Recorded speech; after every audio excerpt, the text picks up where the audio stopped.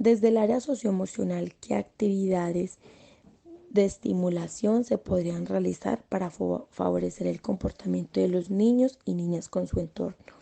Bueno, si bien sabemos, como ya lo mencionamos anteriormente, el aspecto socioemocional juega un papel fundamental e importante en el proceso de desarrollo. O sea, este es uno de los, digamos, del pilar fundamental en este proceso. Entonces, ¿qué actividades se pueden hacer? Como en los primeros años es donde se debe consolidar las emociones y el aspecto social en los niños, entonces se trabaja siempre cada actividad bajo una estimulación de lo que esto le puede causar. Entonces tenemos la actividad, el semáforo de las emociones. Rojo para triste, verde para, puede ser asustado o miedoso, y amarillo para feliz. Entonces, cuando los niños realizan una buena actividad, cuando se portaron bien en el salón, cuando siguieron las pautas de la profesora, cuando cuidaron del material, procedemos a qué? A estimularlos, a darles el premio de acuerdo con el semáforo. Bueno, te portaste súper bien, va a estar tu nombre o tu foto. Como ellos todavía no tienen el proceso de lectura, con ellos es muy importante trabajar imágenes, entonces en este caso sería súper bien la foto, que el niño se reconozca de que si está en carita feliz es porque se portó muy bien. Si ve su foto en carita triste, roja, sabe que va más bien regularcito. Entonces el semáforo de las emociones es una muy buena actividad. También la paleta de colores, o sea, no siempre tiene que ser trabajado, digamos, bajo la temática de las caritas, sino también bajo la manilla de colores. Entonces, bueno, te portaste súper bien, seguiste las indicaciones, o por ejemplo, hoy hiciste súper bien el control de esfínteres, vas a tener manillita amarilla, que la manilla amarilla es que lo hiciste súper bien, que estás atento, no siempre tiene que ser pues que estás súper feliz, no, sino que el color amarillo sea representativo de un buen desempeño, que estuvo súper, el rojo que, bueno, no lo hiciste tan bien, el verde puedes mejorar, lo vas logrando. Siempre la idea es animar al niño, nunca, como por decir, o sea, nunca es desestimar sus logros o decir, no, miras que pintaste rojo y yo te dije que amarillo, no. Siempre hay que ponernos como al nivel de ellos, explicarles que ellos siempre estén atentos a las indicaciones y que las puedan seguir. O sea, no podemos invalidar ni sus emociones ni sus logros. Entonces las actividades más principales serían el semáforo, las manillitas, también se puede trabajar el cuadro de estímulos, donde el niño que más caritas amarillas o el niño que más estrellitas tuvo, el que más nubecitas tuvo, el último día, el viernes de jardín, puede llevar su juguete favorito. Entonces son diversas las actividades que se pueden realizar eh, para, para favorecer la parte comportamental, que debemos entender que siempre va a ir como muy ligadito a estímulo-respuesta. Como estamos hablando del comportamiento, siempre debemos estar guiados por lo que al niño le genere más interés, que ya sea lo que les decía, las caritas, o mira, como seguiste súper bien la indicación, hoy vas a tener 3 minutos más de juego con las fichas de encaje. Entonces, siempre es como tener muy en complot los intereses, las emociones y las instrucciones y las normas que el niño debe de seguir. La número 8. Desde su punto de vista y desde su experiencia, ¿cuál es el área más difícil de estimular y por qué? Bueno, realmente es una pregunta bastante interesante porque en el proceso de crecimiento y desarrollo de los niños uno se encuentra con diversas etapas, con diversas edades y con diversos desarrollos. A pesar de que los niños se encuentren, digamos, encasillados en una misma edad, su proceso de cognición y su proceso motor, su proceso socioafectivo va a ser muy diferente al proceso del otro niño. Pero desde mi experiencia, me parece que la parte más difícil de estimular es la socioafectiva. ¿Por qué? Porque como lo mencionaba anteriormente, esta parte va muy ligada a la parte familiar, a las experiencias y a la y a las creencias y a la forma en la que el niño ha sido educado en casa, donde muchas veces los apegos, los miedos que los niños tienen han sido impartidos por sus padres, por la ansiedad que ellos tienen, porque son temerosos, porque creen que el niño no va a ser capaz, porque el niño no puede, porque está muy pequeño para esto, porque no lo quiero forzar.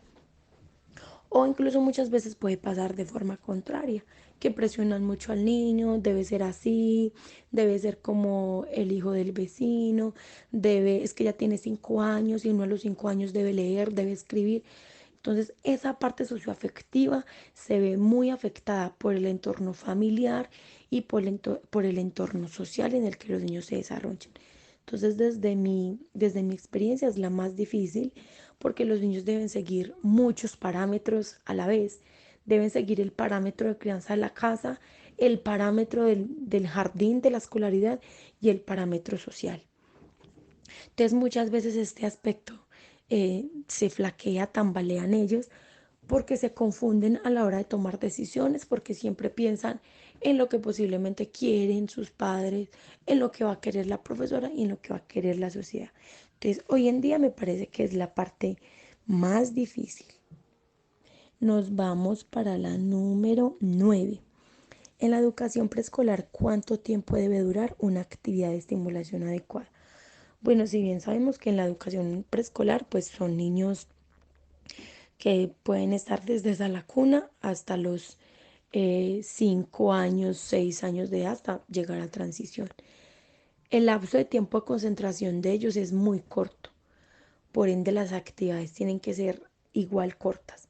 Entonces, para mí, el tiempo exacto para estimular puede ser entre 10 a 15 minutos. Que uno los tenga concentrados, participativos, que estén conscientes de las actividades que estamos haciendo, que sigan las indicaciones, que sigan las normas. Es en ese tiempo, de 10 a 15 minutos.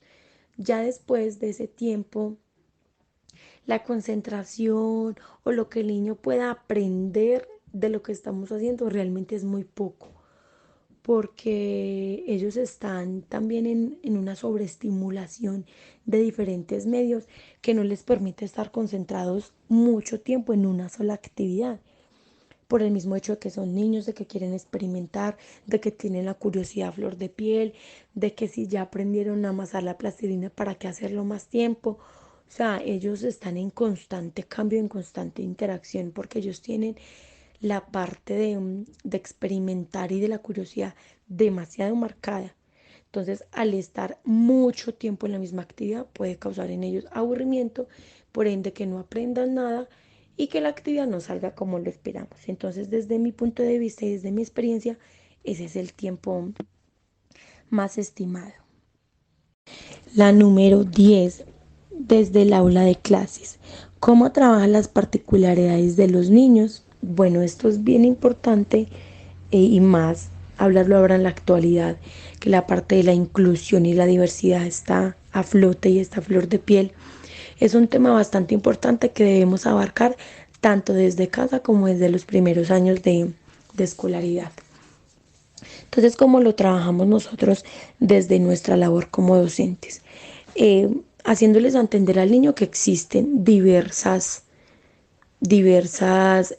maneras de pensar, de actuar, que a pesar que todos estamos en el mismo jardín, que pertenecemos al mismo grupo y que podemos tener los mismos años, pensamos diferente, nos gustan juegos diferentes, que por eso incluso nos llamamos de forma diferente, que algunos coinciden en el mismo nombre, pero aún así tienen cosas diferentes.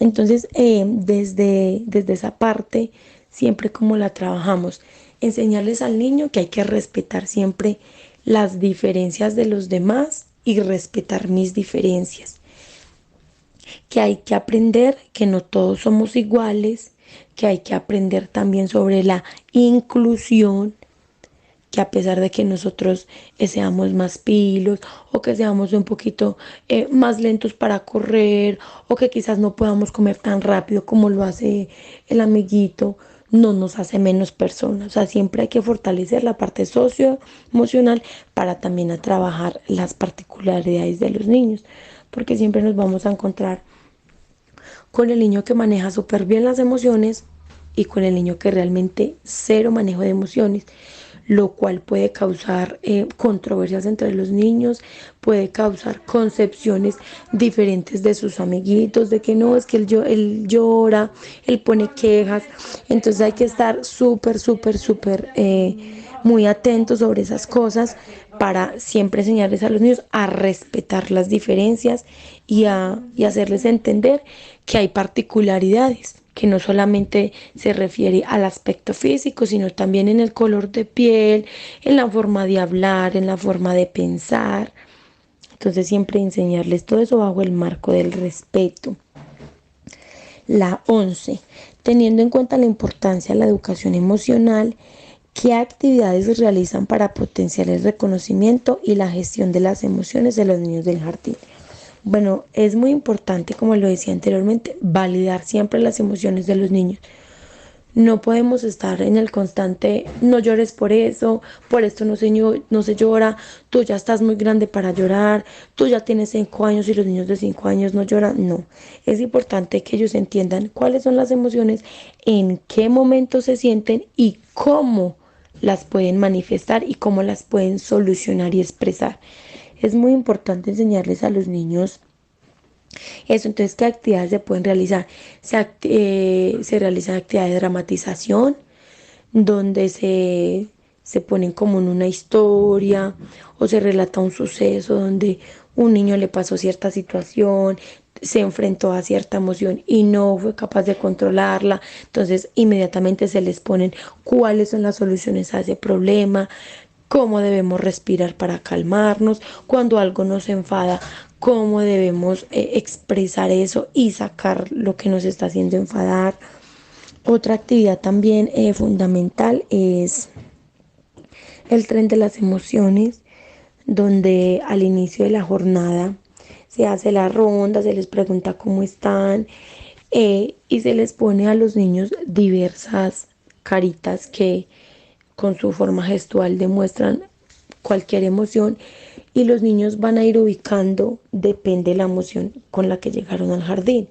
Si el niño se siente muy triste, entonces toma la carita triste, entonces se llama, ven, ¿qué pasó? ¿Por qué estás triste? Entonces el niño va a contar la situación. Inmediatamente, no, mira, sí, muy triste lo que pasó con tu perrito, pero ya estaba muy grande, no, ya no cabía en el apartamento. O sea, explicarles que está bien que sientan tristeza, que está bien que sientan rabia, por decirlo así, o que estén muy enojados, pero que también está bien crear soluciones para inmediatamente resolver la situación. La número 12. ¿Qué comportamientos en los niños suelen ser un signo de alarma para sospechar que se presenta un retraso en el desarrollo cognitivo? Bueno, realmente son muchos los signos de alarma que uno como docente puede percibir dentro del aula de clase con diversas actividades, pero digamos que los comportamientos como más acertados o que uno puede identificar más fácil son que el niño no puede reconocer fácilmente colores, formas, que le cuesta retener información, que su proceso de lenguaje también es escaso, su repertorio de palabras es muy escaso, no es capaz de comunicar y expresar lo que quiere decir o lo que está sucediendo en su entorno. Em, También un signo de alarma es que no realiza las actividades porque no es capaz o porque no le gustan, que después de explicarle varias veces un mismo tema o un mismo concepto, el niño realmente no es capaz de sostenerlo en su cabeza o de retenerlo, no es capaz de hacer una metacognición de lo que se está dando en su entorno. Entonces esos son como los signos de alarma como más que más se presentan en el aula. La incapacidad para resolver las actividades, para desarrollarlas, la incapacidad para responder y expresar lo que se le pide, su proceso de lenguaje también. La número 13. ¿Qué tanta importancia se le brinda a las actividades que permiten la estimulación en los niños? Bueno, realmente en el entorno en el que yo me encuentro, es mucha la importancia que se le brinda, porque al realizar una buena estimulación, eh, uno obtiene muy buenos resultados con los niños. Al uno brindarle importancia y espacios grandes a las actividades a las que uno realmente sabe que está logrando un aprendizaje, que sabe que está logrando que el niño comprenda y entienda lo que sucede a su alrededor. O sea, a medida que uno le brinda la importancia, logra aprendizajes significativos en los niños y logra que su proceso de aprendizaje, de crecimiento, de adaptación, se vea consolidado y construido de una manera sorprendente.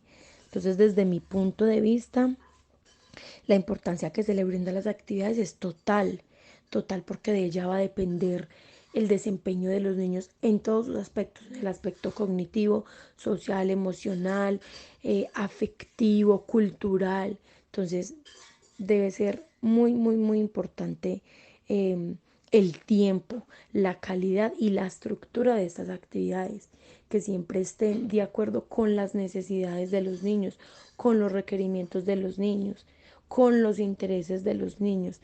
No siempre están enfocados en lo que se debe aprender o enseñar, sino realmente en lo que necesitan los niños. Nos vamos para la número 14.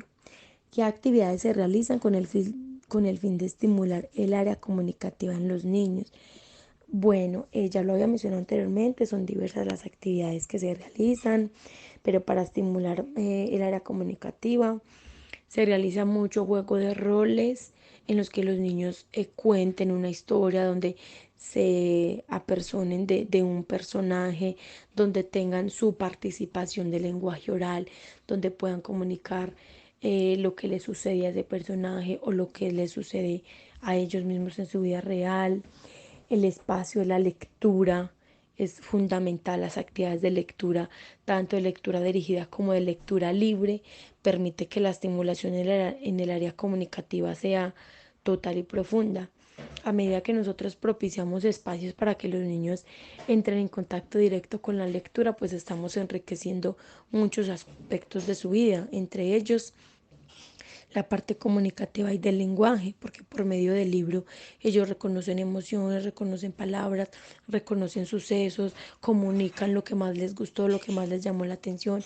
Entonces el juego de roles, dramatizaciones son actividades que se pueden realizar. La lectura, como ya lo había dicho, ya sea dirigida, o sea, en voz alta o libre, donde ellos mismos sean quienes elijan los textos que quieren leer.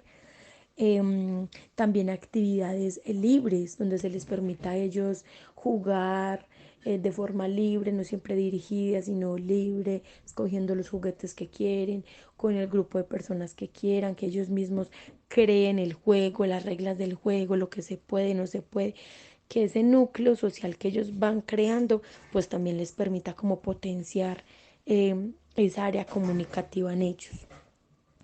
Nos vamos para la número 15. ¿De qué manera el centro educativo está preparado para atender a los niños que tienen algún tipo de discapacidad? Bueno, qué importante es esta pregunta y más, digamos, en la actualidad, que la diversidad y la inclusión están como en su momento más de furor. Pero realmente yo veo que la capacitación que tienen las instituciones educativas para atender este tipo de población con discapacidad es muy poca.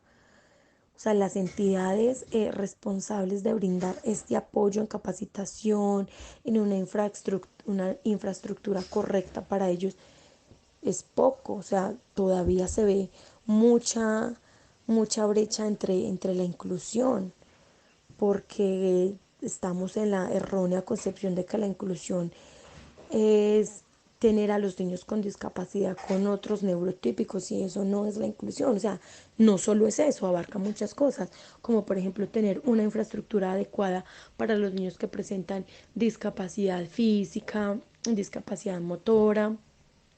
Entonces, realmente desde mi punto de vista, no hay mucha preparación de los centros educativos, son muy escasos.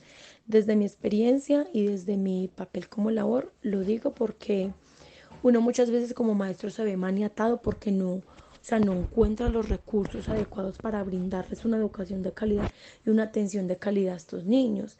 Por lo que lo mencionaba anteriormente, o sea, no significa tenerlos ahí en el salón para decir que manejamos la inclusión, sino que se trata de en serio integrarlos bajo unas estrategias y bajo unas condiciones óptimas. Entonces, realmente considero que la preparación todavía le hace falta muchos más ajustes porque la discapacidad tiene, o sea, es también diversa. O sea, hay muchos tipos de discapacidad. Tenemos la cognitiva, la física.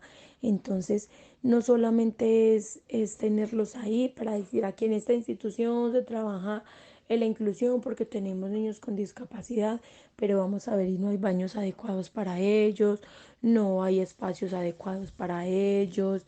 em, la mayoría de los espacios tienen escaleras. Entonces, la verdad, desde mi punto de vista, y más que todo en Colombia, nos hace falta muchísimo, muchísimo en esto. O sea, la capacitación y los recursos para afrontar la preparación de estos niños, para mí todavía está muy insuficiente.